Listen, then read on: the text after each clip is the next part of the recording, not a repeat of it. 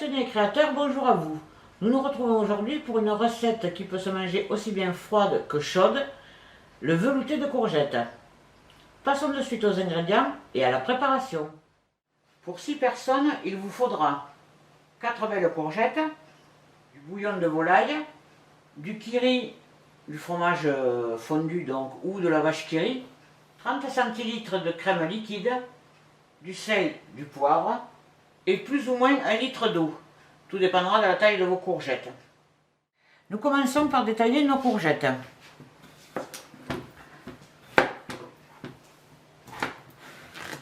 Plus vous les couperez petites, plus vite ça cuira. Il faut compter à peu près demi-heure de cuisson. Et plus elles seront petites, naturellement, mieux elles se mixeront en fin de cuisson.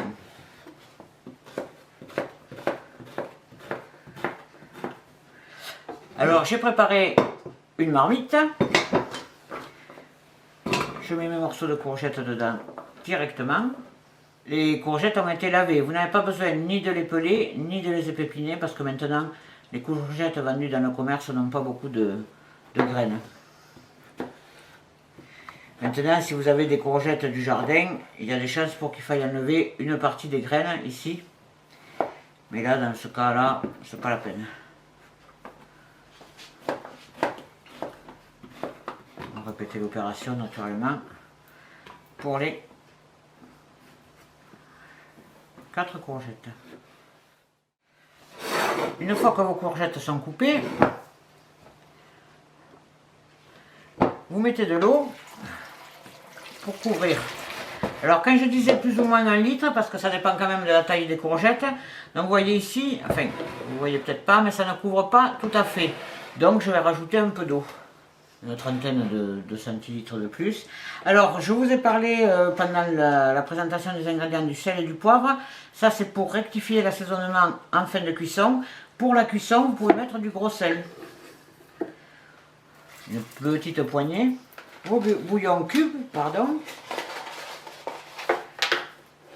Alors, à savoir qu'en règle générale, un bouillon comme ça, que ce soit de volaille ou de bœuf, c'est pour 1 demi-litre d'eau. Donc là, je vais en mettre 2. La recette n'est pas très compliquée. Elle est relativement connue, mais c'est surtout après pour la présentation. C'est pas toujours évident. Et c'est un velouté que l'on peut manger aussi bien chaud que froid.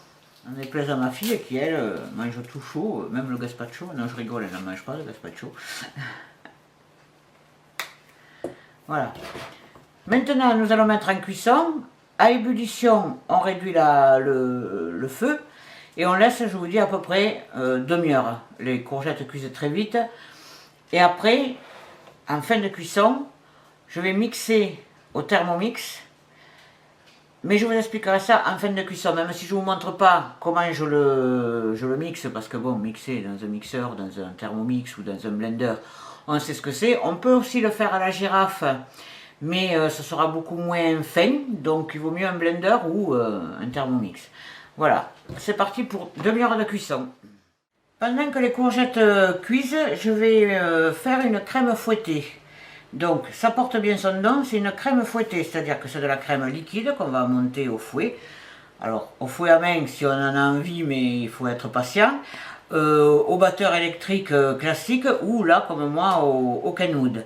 Je précise que c'est une crème fouettée parce que souvent les gens disent une chantilly non sucrée. C'est tout à fait faux. La chantilly est une crème fouettée sucrée et vanillée. La crème fouettée, c'est de la crème fouettée de base toute simple. Donc je vais mettre donc mon bol avec ma crème au congélateur.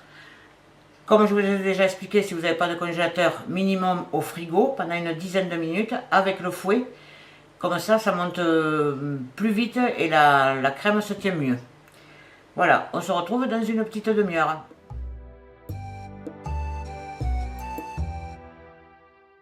Alors, comme vous pouvez le voir, je viens donc de passer mon velouté au Thermomix. Alors, quand vous passez votre velouté donc au Thermomix, au blender ou à la girafe, mixeur plongeant, appelé aussi mixeur plongeant, vous mettez d'abord tous vos légumes et vous ajoutez 2 louches de bouillon. Vous mixez et vous regardez la consistance que ça vous donne. Si vous trouvez que c'est trop épais, vous rajoutez un petit peu de bouillon, vous remixez, sinon vous le laissez tel quel. Il faut que ça fasse quand même velouté, mais vous pouvez rajouter du bouillon jusqu'à la consistance qui vous plaît. Nous avons notre velouté, notre crème. Quand vous mixez votre velouté, pendant qu'il est chaud, vous rajoutez 3 kiri, enfin 3 fromages fondus ou kiri.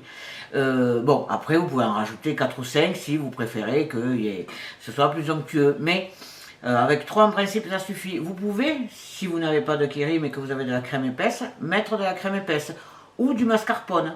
Il faut juste qu'il y ait quelque chose qui donne vraiment l'aspect de velouté. Voilà, on se retrouve de suite pour monter les assiettes. Naturellement, avant de servir votre velouté, vous rectifiez l'assaisonnement. En principe, avec la petite poignée de gros sel, c'est suffisant. Des fois, il faut rajouter un petit peu de poivre, mais ça, c'est selon le goût. Mais de toute façon, avant de servir, vous goûtez et vous rectifiez l'assaisonnement. Donc, je vais vous montrer comment faire une petite présentation sympathique. Donc, j'ai choisi des petites cassolettes comme ça. Donc, je mets mon velouté. Alors là, j'ai un petit peu triché. J'avais déjà du velouté de près, il est froid. Donc, vous pouvez donc le servir froid ou chaud. Si vous le servez froid, pas de souci avec la crème fouettée. Maintenant, si vous le servez chaud, ne mettez la crème qu'au dernier moment, juste avant de servir, sinon votre crème va fondre. Moi, je vais le mettre à la cueillère. Si vous voulez le mettre avec une poche à douille pour donner une jolie forme, vous montez votre fleur en crème sur une spatule et vous le déposez délicatement sur la crème. Ne faites pas directement dans le pot parce que ça va vous donner un effet assez bizarre, surtout si c'est chaud. Vous allez voir, c'est très, très particulier la sensation et le ressenti. Voilà, donc nous avons notre petit velouté. Je vais déposer un petit peu de crème fouettée sur le dessus. Comme ceci. Je vais en mettre un petit peu dans le pot pour les gourmands.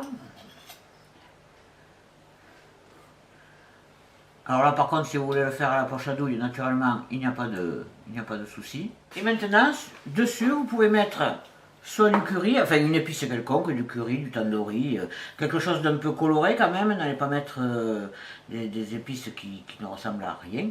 Bon, moi j'ai choisi le piment d'Espelette, qui est une épice, enfin, donc le piment d'Espelette, qui parfume plus qu'il ne relève, mais c'est très sympathique, je trouve, comme...